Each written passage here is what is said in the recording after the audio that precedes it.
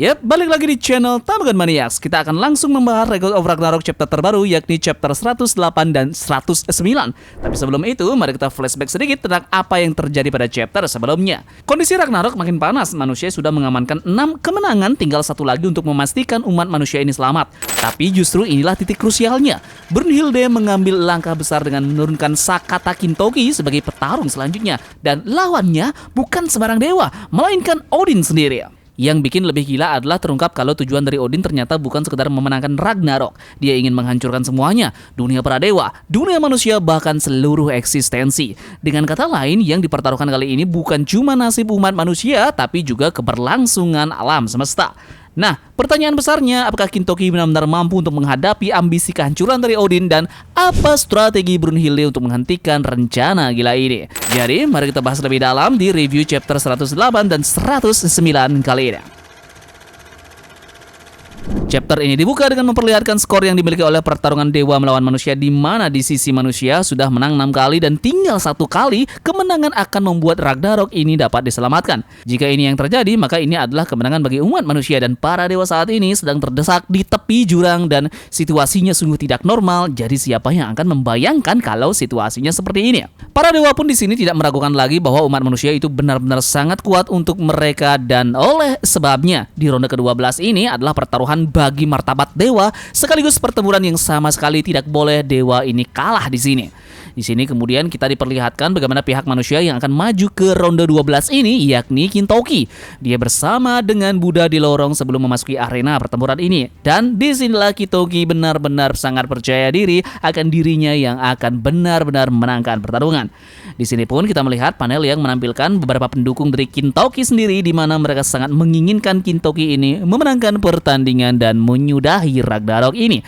Para pendukungnya di sini bercampur aduk, baik dari pihak pendukung Tesla sendiri maupun pendukung dari Raiden, yakni para pesumo yang menyemangati Kintoki.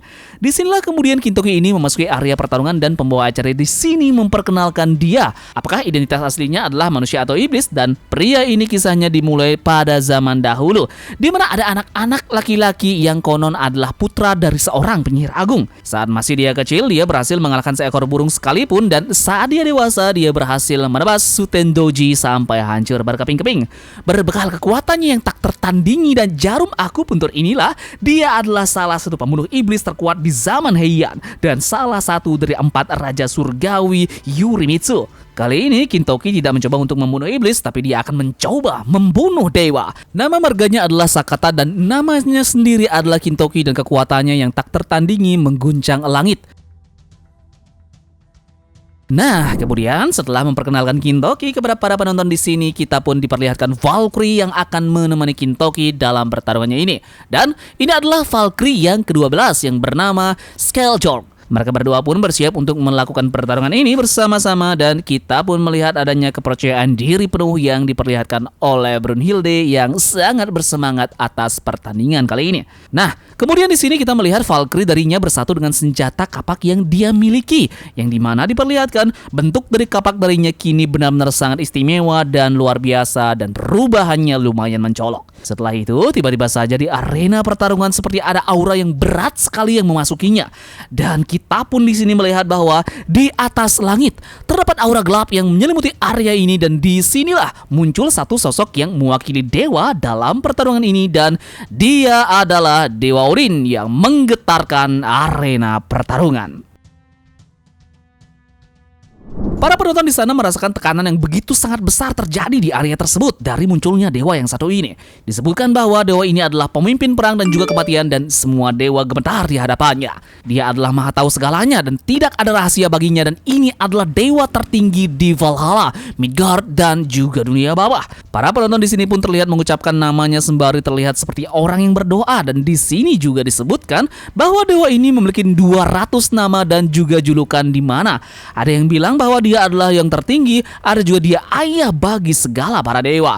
Banyak sekali penyebutannya. Ada juga orang yang bilang dia yang berkerudung dan mengerikan, dan bahkan ada yang bilang dia adalah Dewa Run. Apapun yang berhadapan dengan ujung tombaknya pasti akan hancur, dan dia adalah pemilik tombak iblis legendaris Gungnir. Ia menyapu medan perang yang penuh dengan prajurit seolah-olah memimpin gurun yang tak bertuhan. Dan inilah perwakilan dewa untuk bertarung di ronde ke-12, yakni dewa tertinggi di Pantheon Nordik dan dewa perang terkuat di Valhalla.